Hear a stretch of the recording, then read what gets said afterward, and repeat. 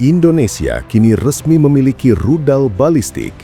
Bukan sekedar roket jarak jauh, tetapi senjata strategis yang mampu mengubah peta keamanan Asia Tenggara. Rudal Kan Indonesia ini bukan hanya soal militer, melainkan pesan geopolitik yang sedang dibaca dengan sangat serius oleh negara-negara tetangga dan kekuatan dunia. Di tengah lanskap hutan Kalimantan Timur yang tenang, sebuah babak baru pertahanan Indonesia mulai terbentuk. Tanpa parade besar, tanpa deklarasi keras, namun dampaknya terasa jauh melampaui batas wilayah nasional. Dengan hadirnya Rudal Kan Indonesia, untuk pertama kalinya, Asia Tenggara memiliki negara yang mengoperasikan sistem rudal balistik modern.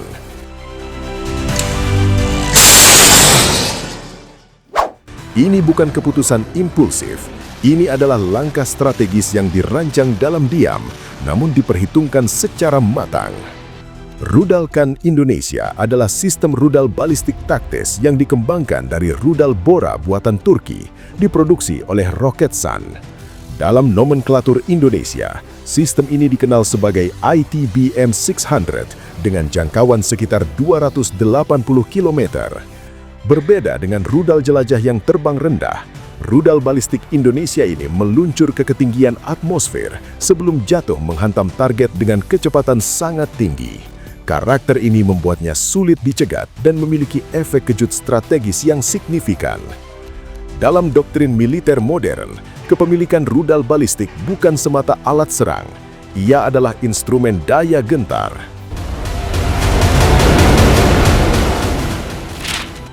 Secara teknologi, sistem senjata strategis Indonesia ini mengandalkan navigasi gabungan inersia dan satelit, memungkinkan akurasi tinggi terhadap target bernilai strategis.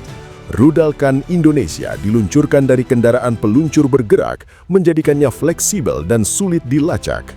Bagi negara kepulauan seperti Indonesia, sistem ini menutup celah antara kekuatan udara dan artileri jarak jauh. Ia tidak menggantikan pesawat tempur, tetapi melengkapinya dalam satu arsitektur pertahanan berlapis. Inilah bentuk evolusi pertahanan modern, bukan jumlah senjata, melainkan kualitas efek strategisnya. Akuisisi rudal balistik Indonesia ini dilakukan melalui skema kerjasama antar pemerintah atau government to government. Indonesia tidak membeli rudal secara terpisah, melainkan satu sistem lengkap yang mencakup peluncur, sistem komando dan kendali, pelatihan personil, serta dukungan logistik. Transfer teknologi penuh memang belum terjadi, namun Indonesia memperoleh transfer pengetahuan operasional dan pemeliharaan, sebuah pendekatan realistis, bertahap, dan minim resiko embargo politik.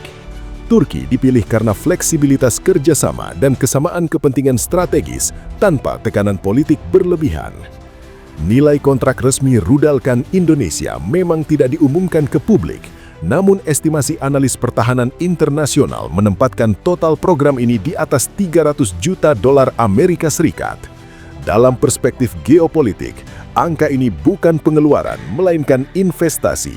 Investasi terhadap stabilitas, daya gentar, dan posisi tawar Indonesia di kawasan Indo-Pasifik.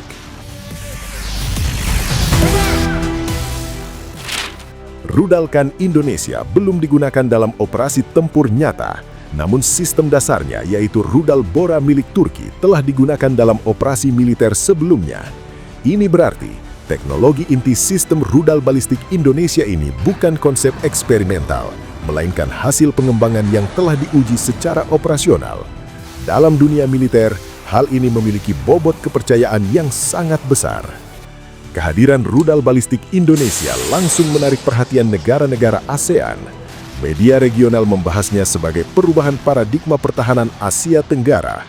Tidak ada protes terbuka, namun ada pengamatan intensif. Secara global, Indonesia dipandang sedang memperkuat postur pertahanan defensif, bukan untuk agresi, melainkan untuk menjaga kedaulatan dan stabilitas kawasan. Negara besar membaca langkah ini sebagai sinyal kedewasaan strategi, bukan provokasi.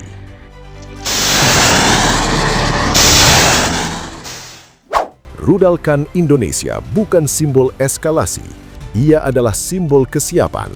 kesiapan untuk menjaga kepentingan nasional di tengah dinamika geopolitik yang semakin kompleks. Dalam dunia modern, kekuatan tidak selalu ditunjukkan dengan suara keras. Terkadang ia hadir dalam diam, dalam kemampuan yang dimiliki, dan dalam pesan yang dipahami oleh semua pihak. Sekarang, aku ingin dengar pendapat kamu. Menurutmu, apakah kepemilikan rudal balistik Khan ini benar-benar memperkuat pertahanan Indonesia atau justru berpotensi memicu perlombaan senjata di ASEAN? Tulis pandanganmu di kolom komentar. Jika video ini berbagi perspektif baru, tekan tombol like agar pembahasan strategis seperti ini menjangkau lebih banyak orang. Dan pastikan kamu subscribe channel ini karena kita akan terus membahas pertahanan, geopolitik, dan strategi Indonesia dari sudut pandang yang jarang dibahas. Sampai jumpa di video berikutnya.